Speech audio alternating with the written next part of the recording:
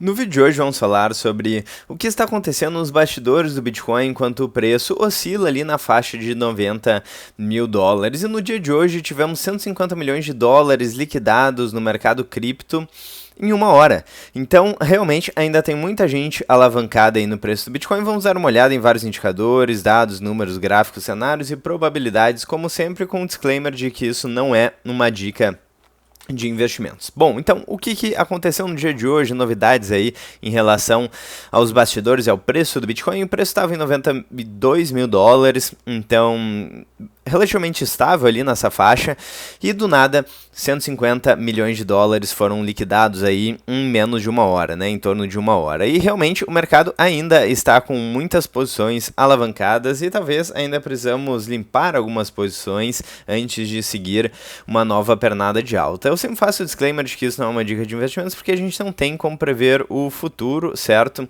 Mas olhando alguns indicadores e algumas tendências, a gente pode de repente observar quais são os cenários mais prováveis, né? E essa interpretação aí fica a cargo de vocês também. Bom, o que aconteceu e o que significa esses 150 milhões de dólares liquidados em uma hora? Geralmente é um evento clássico de flush de alavancagem e não de mudança de tendência, né?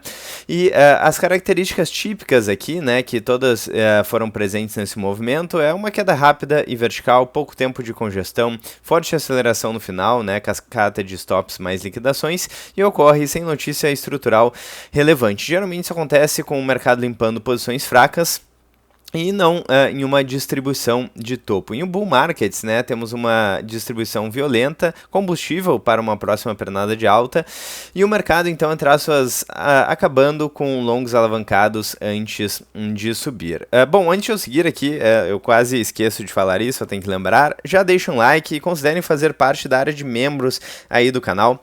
É muito importante seu apoio aí, somos um canal independente e por apenas R$ 7,99 você já tem acesso a todo o conteúdo exclusivo da área de membros e também já apoia o canal. Então muito obrigado para todo mundo que apoia e obrigado também para quem só deixa o like e assiste o vídeo até o final, tudo isso já ajuda muito. Bom, o que aconteceu então, já mencionamos, e o que não aconteceu, né, nesse momento de liquidação, e diga de passagem, por que estamos falando dessa liquidação? Porque está sendo algo relativamente constante aí nos últimos dias. A gente tem um período de alta muito forte e daí eventualmente algumas posições alavancadas que são liquidadas. Então existe uma certa volatilidade, mas o preço está girando ali em torno dos 90 mil dólares. No anual aqui estamos vendo topos cada vez mais altos e fundos cada vez mais altos.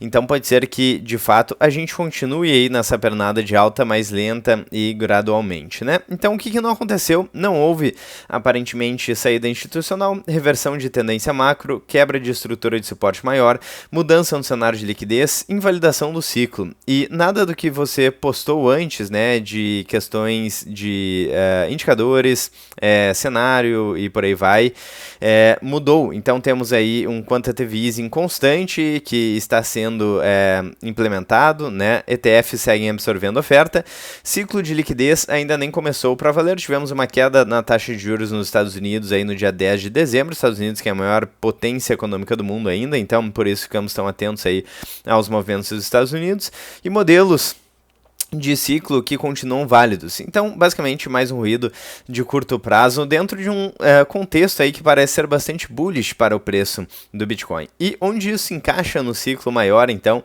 esse tipo de movimento costuma acontecer no meio de uma tendência de alta antes de uma continuação, quando o mercado fica confiante demais no curto prazo. E para fazer uma comparação histórica aqui, em 2020 tivemos vários flushes de menos 8 a menos 12% antes de um rally maior. Em 2023 a 2024 tivemos uma mesma dinâmica e bull markets não sobem em linha reta. Inclusive, isso reforça alguma das teses aí que já foram colocadas anteriormente, como RSI se aproximando de zonas G7, alavancagem excessiva sendo limpa, topos e fundos ascendentes continuam intactos. Vamos falar sobre alguns desses pontos muito em breve, né? E isso acaba sendo uma construção de uma base, não o topo geralmente, né? Uma leitura fria aqui, então, liquidação grande igual a players errados, né?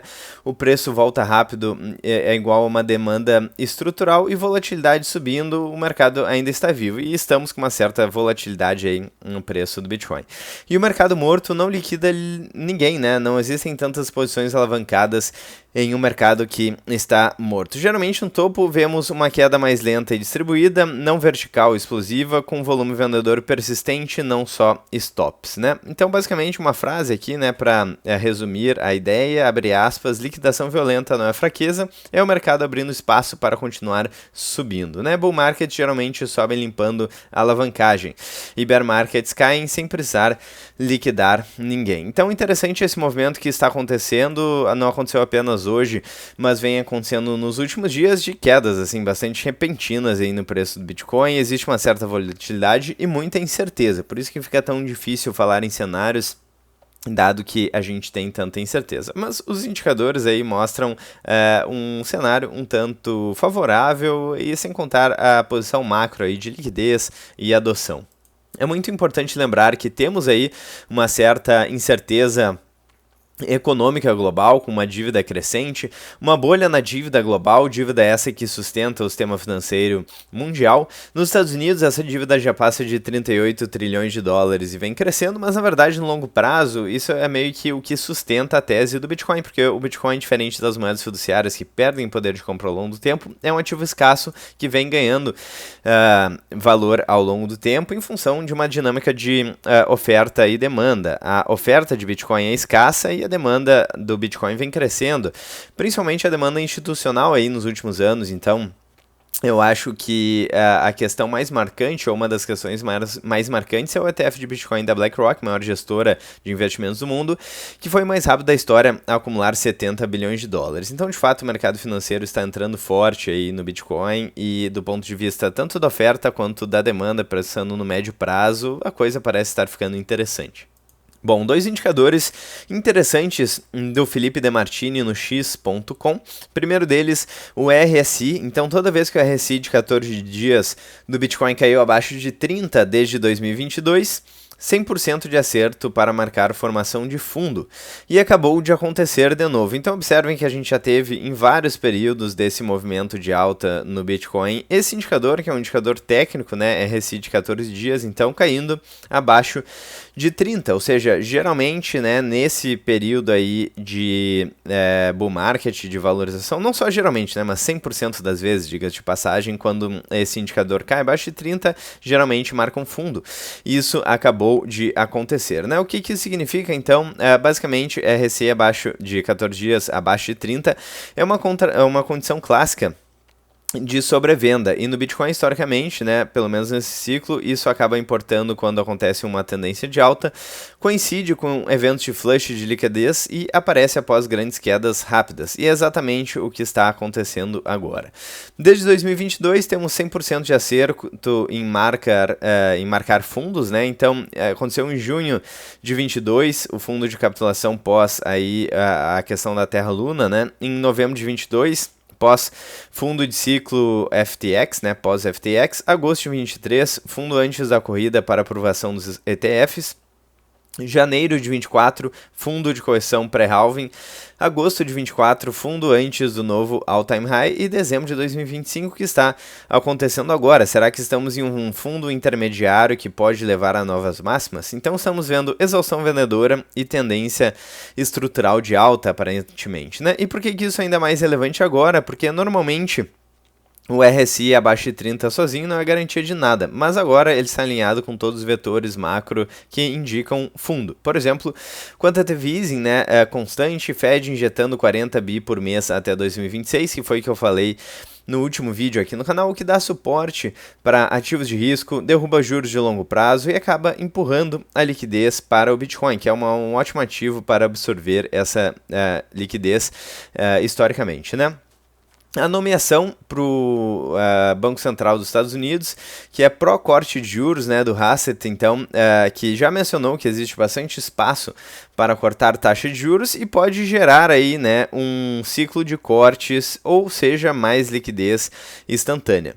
De outro lado, a gente tem ETFs recebendo fluxo mesmo durante quedas, então a adoção institucional aumentou. Hoje em dia a gente tem instrumentos aí que possibilitam essa adoção massiva. Então a demanda inelástica que acaba absorvendo aí a oferta, né? O Bitcoin tem uma demanda extremamente inelástica, ou seja, né, diferente de outros ativos aí, o preço do Bitcoin subir não acaba implicando em mais Bitcoin disponível, né? O acúmulo de Bitcoin por países como Rússia, Oriente Médio, etc., acaba gerando um novo componente aí de floor no mercado, né, de fundo no mercado, certo? Porque se temos grandes compradores dispostos a comprar aí quando o preço cai, acaba tendo uma resistência forte aí para queda no preço do Bitcoin. E volatilidade macro, mais short squeeze iminente, então liquidações de cerca de 163 milhões em 60 minutos e várias liquidações que vem acontecendo nos últimos dias mostram que a pólvora para upside. E RSI menor de 30 dentro de um superciclo é muito mais poderoso, né? Nesse potencial superciclo de um ciclo de alta mais longo e prolongado, então RSI abaixo de 30 pode marcar aí apenas microfundos. Mas agora, com todo esse cenário de quantitative easing, juros em queda, desdolarização, compra soberana de ouro e potencialmente Bitcoin e ETFs como principais absorvedores de oferta, o RSI não apenas marca um fundo local, ou pode não apenas marcar um fundo local, mas pode estar marcando aí o início do próximo movimento direcional forte, aquele que leva à reprecificação, não apenas ao rebote técnico. E o que isso sugere para o preço? Né? Com base no modelo técnico mais liquidez, temos uma possível alta aí para 95 a 110 mil dólares na próxima semana, segundo uma inteligência artificial que estamos utilizando para analisar aqui essas informações e esses dados técnicos. Então, de um squeeze mais retorno ao canal. Lembrando aqui, estamos no ChatGPT versão 5.2, a última versão paga aí do ChatGPT. Temos também um cenário de retomada de tendência para 130 mil dólares. Ainda em 2026, se o padrão fractal se mantiver, e cenário macro sugere que os 126 mil dólares pode não ser ainda o topo do ciclo, mas apenas um topo intermediário. Então a tese aqui é que toda vez que o RSI de 14 dias do Bitcoin bateu abaixo de 30 desde 2022, o mercado marcou fundo e iniciou uma nova perna de alta.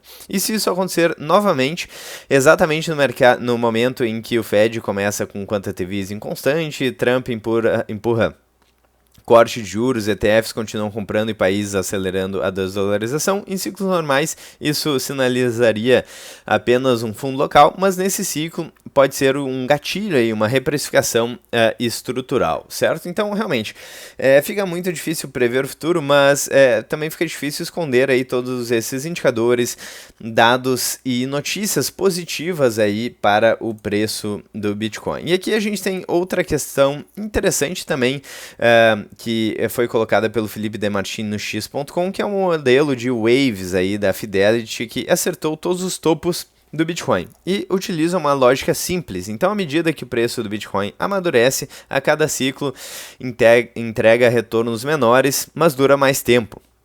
E a projeção aí para a quinta onda, segundo esse modelo, seria de um preço ali em torno de 151 mil dólares. Ou seja, não é a previsão do preço, mas o track record é difícil de ignorar. E, enfim, em relação aos...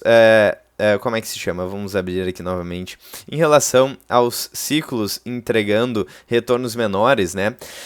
Basicamente, um track record aí de retornos decrescentes, existe aí uma divergência, né? Uma outra possibilidade de, na verdade, o Bitcoin ter uma adoção em S e podemos ter aí uma certa estagnação na adoção. Por exemplo, quando falamos da internet, tivemos ali uma bolha e que explodiu ali nos anos 2000, 2001 e depois seguiu crescendo. Não à toa, hoje, boa parte das grandes empresas tem a ver com tecnologia, informação, certo? Apple, Google, Facebook, a Meta, né? E por aí vai. Então, na adoção de tecnologias como o Bitcoin, a gente pode ter um movimento ali de certa lateralização. Então, não necessariamente os retornos decrescentes vão acontecer. Mas esse modelo é interessante, né? É o modelo da Fidelity, que é uma das maiores gestoras do planeta.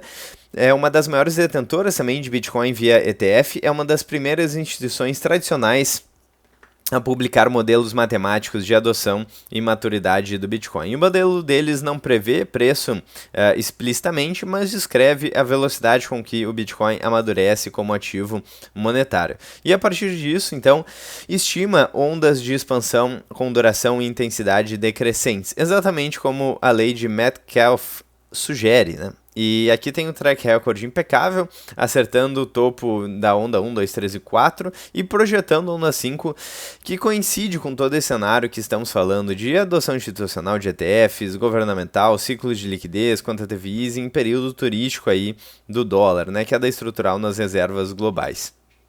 Então, de fato, é um cenário, é um indicador difícil de ignorar. E a projeção aí da Fidelity para a onda 5 com preço em 151 mil dólares acaba fazendo sentido, talvez, porque temos ondas cada vez mais longas. Então, as ondas aí de valorização do Bitcoin se tornaram cada vez mais longas desde 2013, 17, 21, 25, né? Ainda nesse ciclo aí de 4 em 4 anos, mas com ciclos cada vez maiores que demoram mais porque o Bitcoin está mais líquido e institucionalizado, lembrando que isso é um cenário e uma hipótese, né? Não necessariamente isso vai acontecer, podemos ainda ter uma evolução parabólica do preço ou correções grandes ainda mantendo esse padrão de ciclo, enfim, né? Mas eu acho que sim, é algo que pelo menos está acontecendo até agora.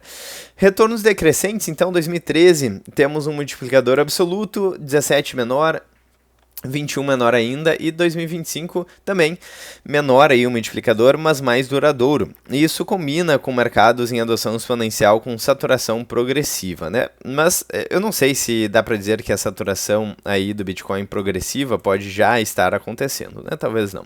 A onda 5 então pode coincidir com o início do superciclo de liquidez global, com Trump colocando pró-corte, né, de juros no Fed, um próximo presidente do Federal Reserve mais favorável a corte de juros, injeção de liquidez na economia com quantitative easing, dollar share em reservas globais caindo, como eu já mencionei anteriormente, ouro em máximas históricas e ETFs como principal fonte de demanda, né? E como que esse modelo conversa com os sinais já mencionados? Então, RSI de 14 dias abaixo de 30, fundos locais perfeitos, business cycle, aqui a gente falou também que a liquidez pode começar só em 2026, o quantitative easing, então, trazendo essa liquidez permanente, né? Desdolarização global, compras recordes de ouro por bancos centrais, ETFs absorvendo oferta e sinais de superciclos citados aí anteriormente pelo CEO da Binance e pelo Michael Saylor também, né? O que coloca aí um ciclo diferente dos ciclos de 4 anos que geralmente a gente estava acostumado.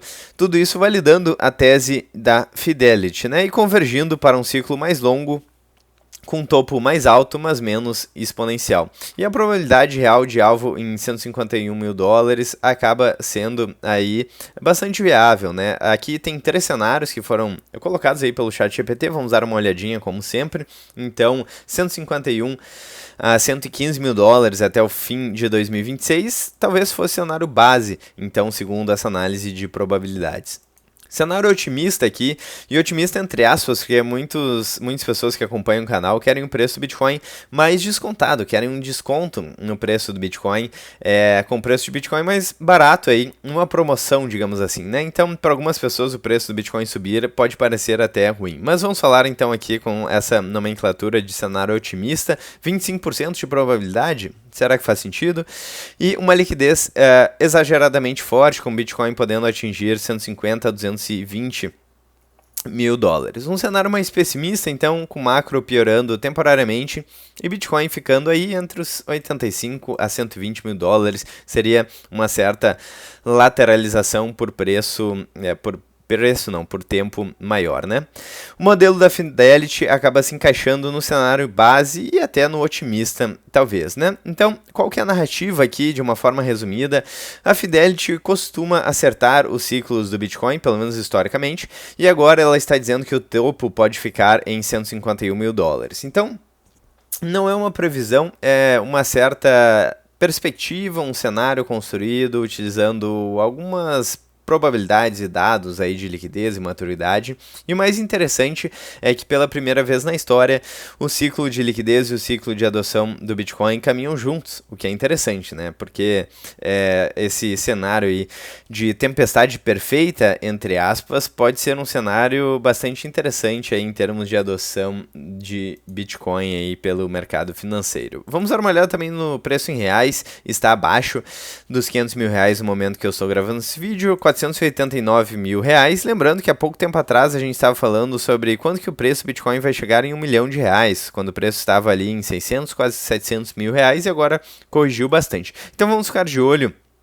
Aí, na verdade, a gente vê aí no último mês, depois daquela queda aí no preço do Bitcoin, uma certa lateralização apontando para cima, pelo menos até o momento aí, em relação ao preço do Bitcoin. Vamos ficar de olho, muitas coisas interessantes aí que estão acontecendo. A questão das Bitcoin Treasury Companies aí, né, é algo que está em alta também, notícia aqui da TradingView, que aconteceu recentemente. Então, a Strategy, empresa que acumula Bitcoin, permanece no índice da Nasdaq 100, que era um medo aí de vários investidores da MicroStrategy, atual Strategy, né? Então, basicamente, o mercado sobe e desce, gerando notícias mistas aí em relação ao sentimento do mercado. Vamos dar uma olhada também nos principais indicadores aqui rapidamente. Fear and Greed Index em 26 aqui, então caiu um pouquinho. Temos o Mayer Multiple aqui do Bitcoin ainda abaixo de 1. Então, no momento que eu estou gravando esse vídeo em 0.83 e aqui o MVRV em 1.6. Então, indicadores bastante interessantes aí para quem está vendo longo prazo e acredita aí no potencial de preço do Bitcoin. Eu quero saber a opinião de vocês nos comentários. É sempre muito bom ouvir a opinião de vocês nos comentários. O que vocês acharam, a expectativa de preço para o Bitcoin aí para o final do ano em 2026. Vou ficando por aqui, vejo vocês amanhã no próximo vídeo do canal. Um grande abraço e até breve.